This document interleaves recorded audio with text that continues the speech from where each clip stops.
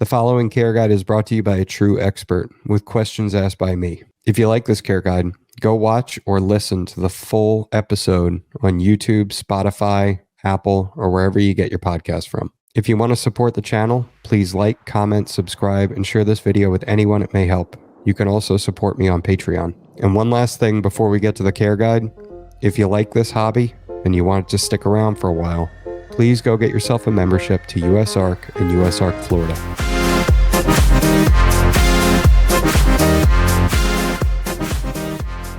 All right, well, you want to jump into the Rhino rat snake hair guide? Yeah, let's do it. All right, sounds good.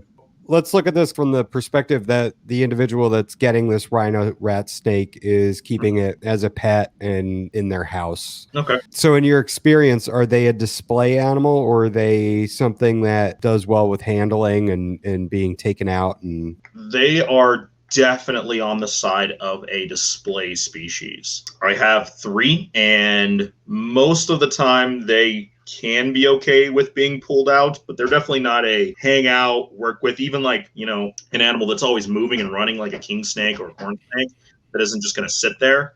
They're very reactive, like a lot of arboreal species tend to be, where they will kind of wrap around whatever perch, your hand, arm, or whatever.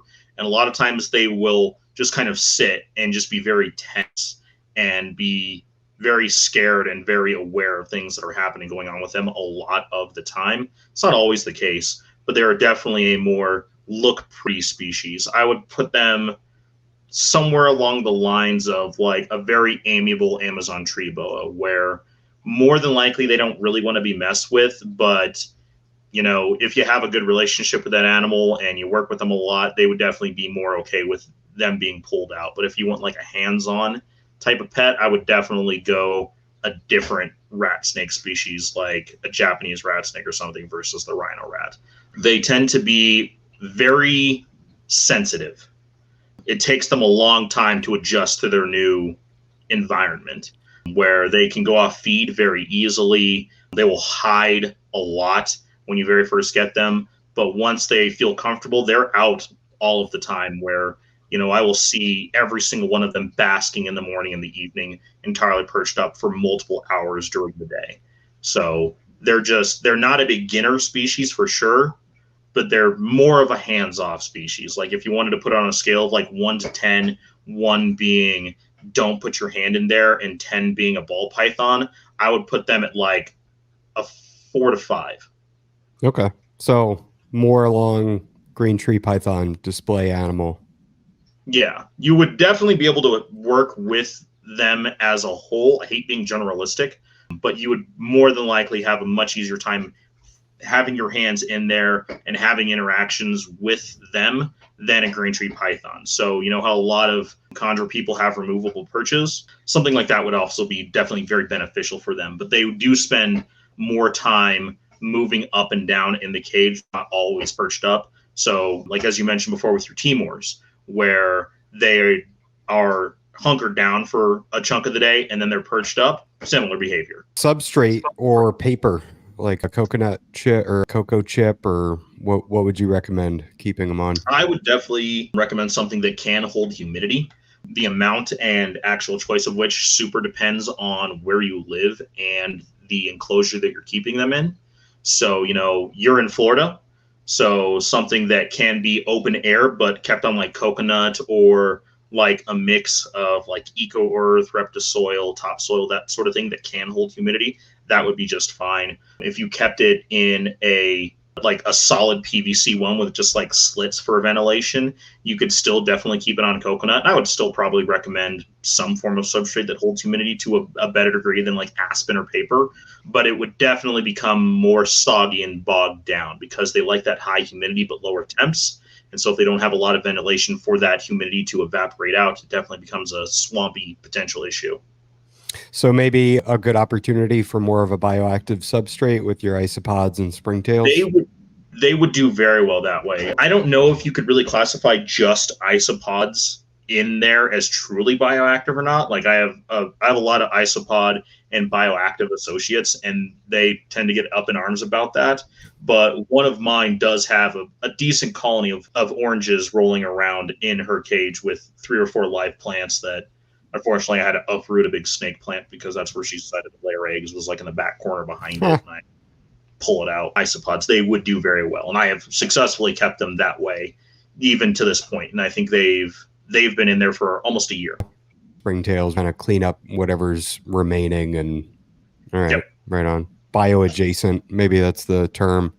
I think That's on a that, good term. yeah, I like that bioadjacent. Yeah, because that's how all my cages are. I have them on coconut, and I have springtails and isopods in there, and they do good, and but I'm going, you can't. When I was just talking to Nick Mutton about this, and he said you can't leave a python turd in there. It's never going to get broken down, obviously, from a bigger species. Yeah, like I had a California king snake in a 4-foot tub that I had set up as bioadjacent with a bunch of big canyon isopods in there, and about the only thing I ever had to clean up were the sheds. Like the urates and the poop, that was almost entirely taken care of by a very large but a healthy colony of the isopods. So for something like a rhino rat snake that would theoretically eat a little bit more often, depending on the time of the year, because they're definitely more of a seasonal animal than say like a python or even like a bearded dragon. Although bearded dragon with isopods is always still kind of weird. I know some people have done it, but it always freaks me out. That would definitely be one that it would have a better, more closer to bioactive ecosystem where you don't have to play with it too much other than like yanking a shed. They love eating that until they get to the belly scales. They seem to leave those behind. Yeah. I end up with just like sitting there like sifting through dirt and like pulling out the little scales for seems like a long time. It's annoying. So what temps do you recommend for the rhino rats?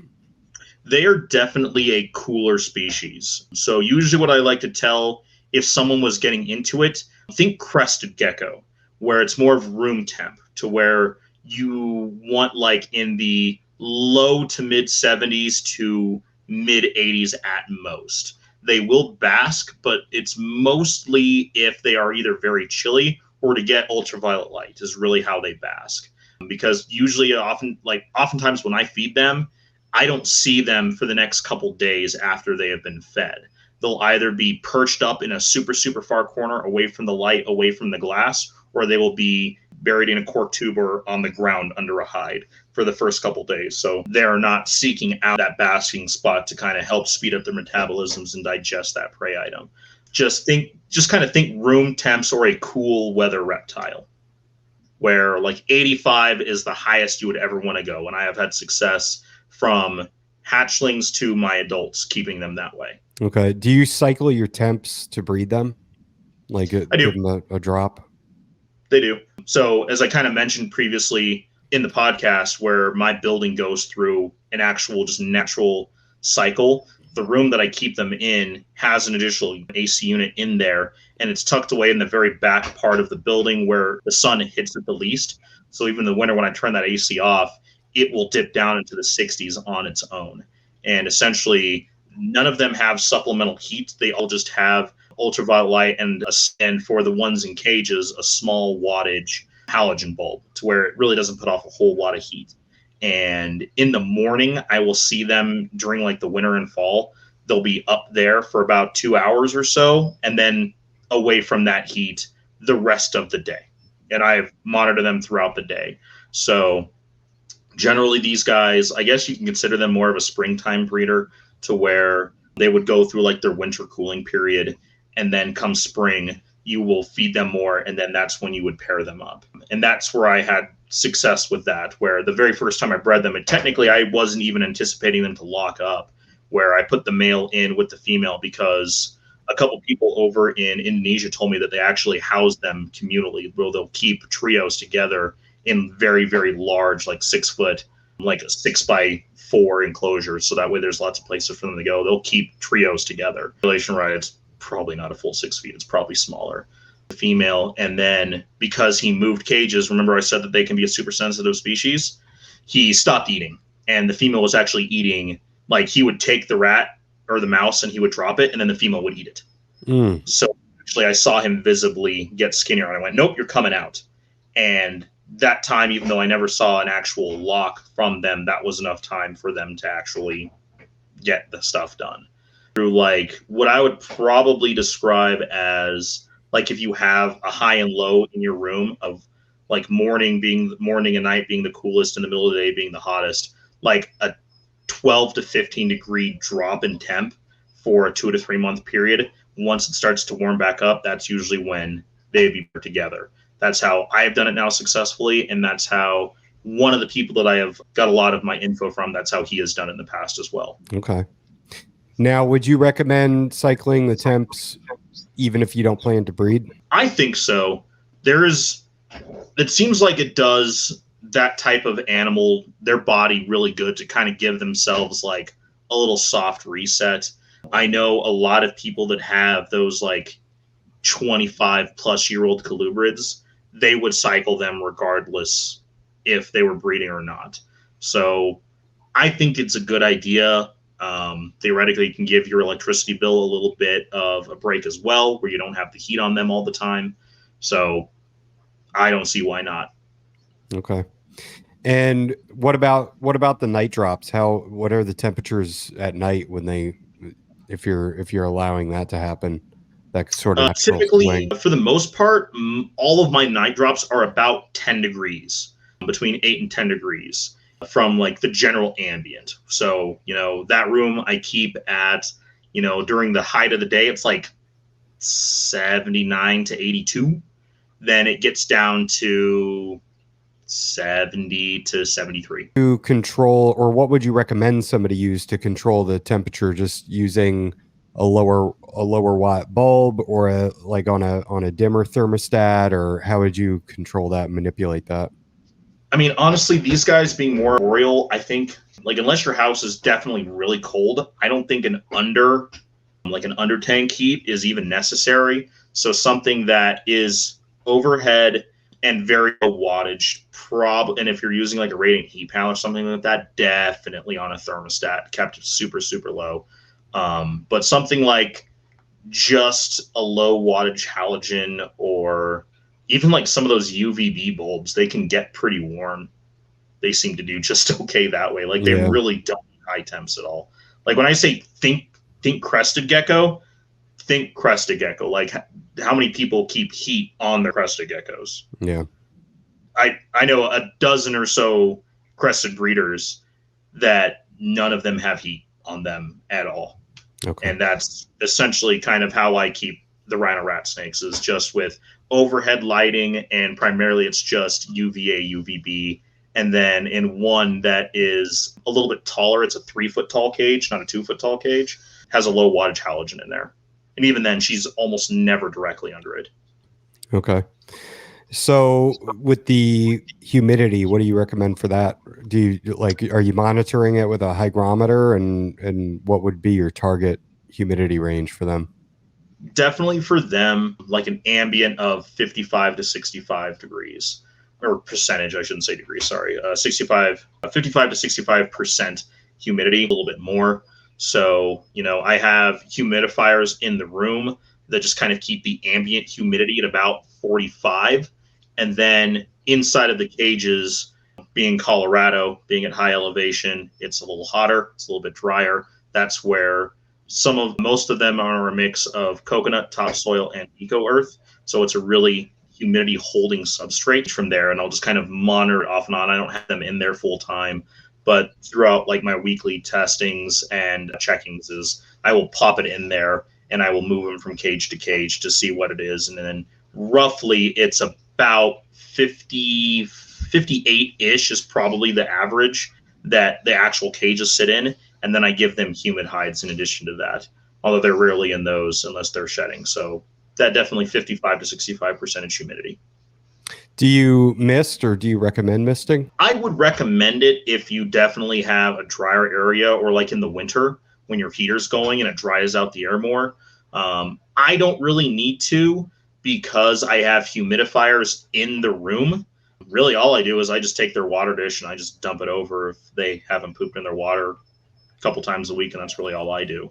Okay. But definitely if you have like a screen, like an open air cage, like a screen top Exoterra or Zoom or something, then, and you have like a relatively low humidity in whatever room that you're keeping them in, misting or spraying is definitely not a bad idea for sure. Okay. How often do you change water? So if they're pooping in it, then change 3 times a week. But A, I feel fresh water is a very good thing. And B, that's how I help just give the humidity spikes. So just, doop, doop, there we go. I don't have set days for it or anything like that, but Yeah. How do you sanitize your bowls? wash all of them. So if they are dirty, they get hand washed with soap and then get dried off, and then they will get sprayed with either F10 or chlorhexidine, and then let those dry, and then they get rinsed again, and then air dried for the final time.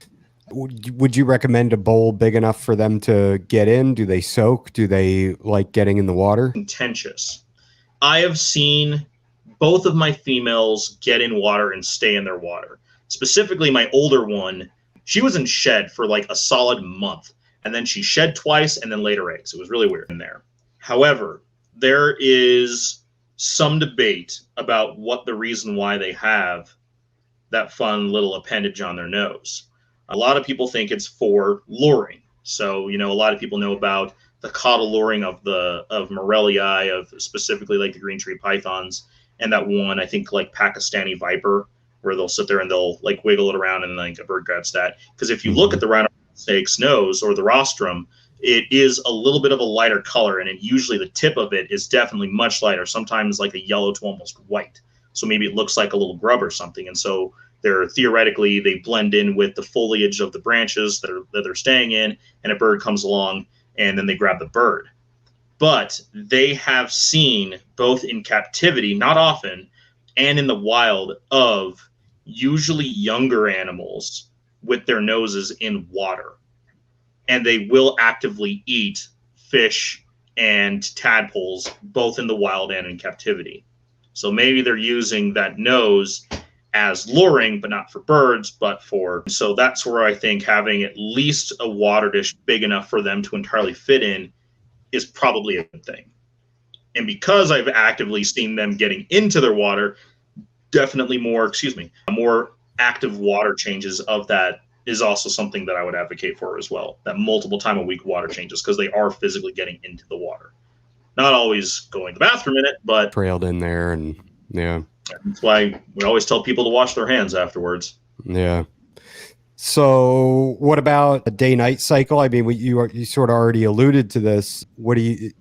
How are you doing that? Are you doing just ambient light coming in the room? Are you providing light? What are your feelings on UVB and snakes? UVB because of their diets, essentially, and how they break down that, where the ultraviolet, the UVB light that other reptile species require, they essentially kind of make that up. However, there is also a lot of studies that show that basically every vertebrate species out there, with the exception of like deep cave troglodytes, benefits from UVA, just period. So I do have full spectrum lighting on all of them. They're on a 12-hour day-night cycle on timers. And then in the winter, usually for the first month, I forget, but for about 2 months, I switch it to 14 off, 10 on. Maybe. This year, honestly, I didn't do super well on breeding. I just got a new pair. They're a proven pair. They're a proven pair from the guy that I learned a lot of my stuff from. Like, my girl has had 2 clutches. This girl has had 1 clutch, and it was a huge one. It was 12 eggs, and every single one hatched, and almost every single one immediately got onto rodents, which is almost unheard of. But I kept her exactly the same way as before. But she didn't go through her month-long shed cycle. She shed twice, laid a clutch of mostly infertiles, and then a week later laid another single good egg. And it was really weird. And then the other girl just didn't take this year. So I don't know if 100% that would be super, super beneficial. I know that I have produced them with that type of light cycle, and that specifically even that one female has produced them without that light cycle. However, it was also her first year in a new environment. So that relatively sensitive species, again, like we talked about, that could also be a part of it. Right on. Ideal enclosure size for an adult animal. What would you recommend? A minimum 4 by 2 by 18. Okay. I think so. Yeah, they like to perch. They will go up and down, and they aren't like a GTP that will just kind of go up and down on the perches. They will move all over the enclosure. So giving them plenty of space to move, stretch out. They won't just like S up and curl on a perch. They will sometimes fully stretch out. They like to move around. They like to observe stuff. So giving them plenty of space to do that, I think a 75 would be good. Sorry. Are they nocturnal or diurnal? Area where they're most active dawn and dusk, where during like the middle of the day, or even like where if you like get home from work at like 5 or 6, more than likely they'd be hunkered down. But in the evenings and in the mornings, that's when they would most often be out, and that's when I've observed them most out, is dawn and dusk essentially, and then the few hours before and after those periods is usually when they're out. And that's usually when I'm interacting with them, because it's like the hottest time of the day for them in my room in general. So they're hunkered down anyway. And that's usually when I'm feeding as well, is usually in the late afternoon to early evening. I've never seen them like really doing the pushing, like, you know, especially like the pushing you see from like boas and stuff. I've never seen that of them. I've seen them certainly like investigate around the edges and the corners of doors, but I've never seen them like sat there and like really work it like that you see some larger species do. But yeah, as far as like what we would probably consider actual pushing, don't think so, or at least I've never seen it. Okay. Item. What are you doing exclusively rodents? Do they take any fowl, any little quails or anything like that? Are you doing any kind of fish? So as adults, I do basically only rodents.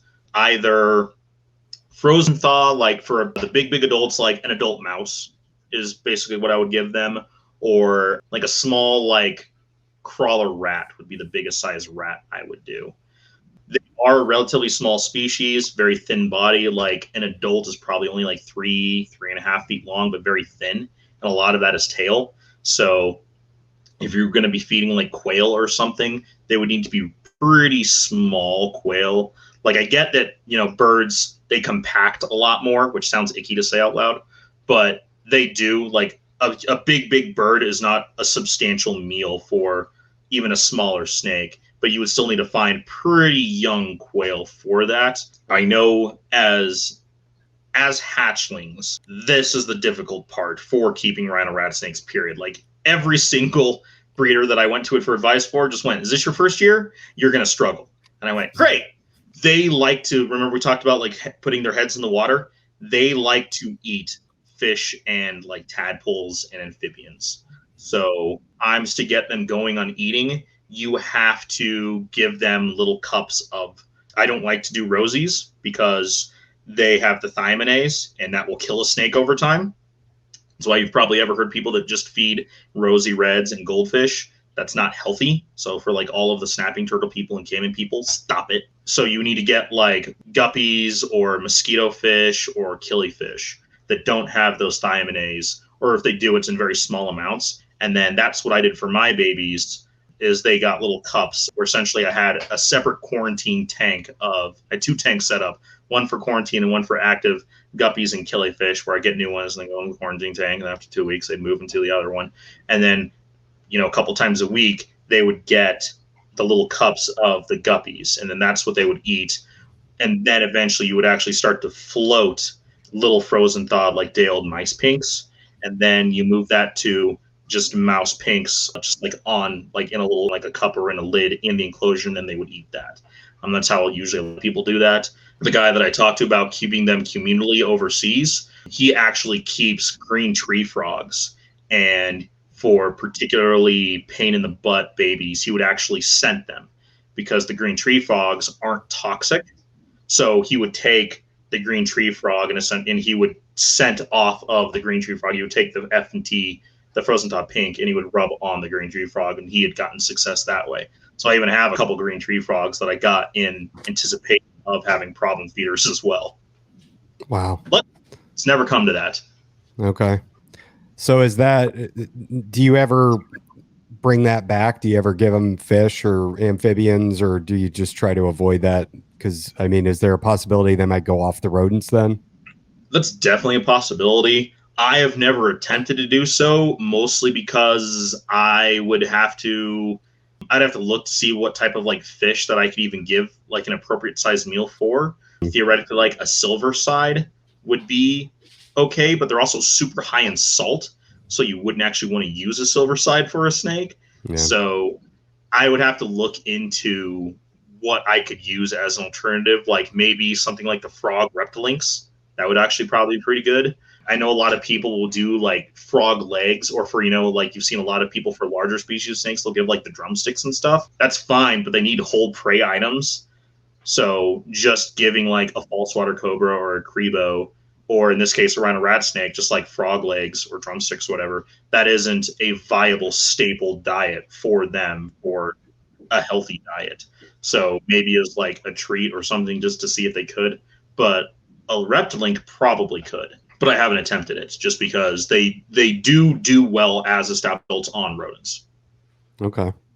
How often are you feeding in that first year of life? Basically every 5 to 7-ish days. It takes sometimes 18 to 28 months for them to go through their oxygenic change, but probably during that first 12 months, I would be offering food.